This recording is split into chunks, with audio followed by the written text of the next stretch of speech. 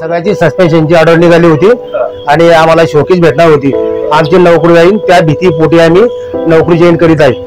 आता संप चालू आहे, तुम्हाला काय वाटतं कर्मचारी आता माघार घ्यायला पाहिजे? बऱ्याचशा मागण्या म्हणून नाही, विलीनीकरण झाल्याशिवाय माघार घेऊन पण माझी नोकरी जाईल त्या भीतीच्या पोटी मी आज कामावर जॉईन होत आहे। कारण माझी ऑर्डर ही डिसमिसची ऑर्डर निघणार होती असं मला माहिती पडलं म्हणून मी जॉईन होत आहे। बाकी कर्मचाऱ्याला कुठेतरी सरकारच्या दबाव तंत्राचा वापर करत आहे कर्मचाऱ्यावर असं तर वाटतं थोडं। आता कर्मचाऱ्याचा संपाला तुमचा पाठिंबा असणार आहे का? हो, आता माझं सस्पेन्शन उठल्यानंतर मी परत संपात जाणार आहे।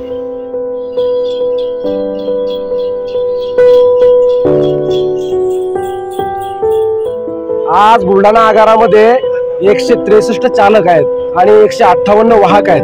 त्यापैकी 15 लोक म्हणजे खूपच नगण्य आहे।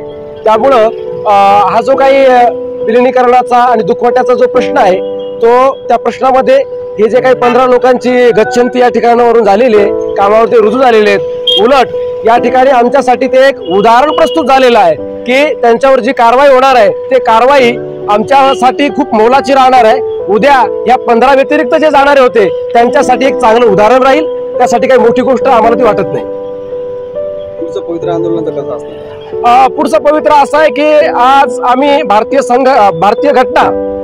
राज्यघटना, भारताचे सर्वोच्च न्यायालय, उच्च न्यायालय आणि आमचे वकील आदरणीय सदावर्ते साहेबजी यांच्यावर 100% विश्वास ठेवून ते म्हणतील त्याप्रमाणे आम्ही हे आंदोलन समोर चालवत ठेवणार आहोत।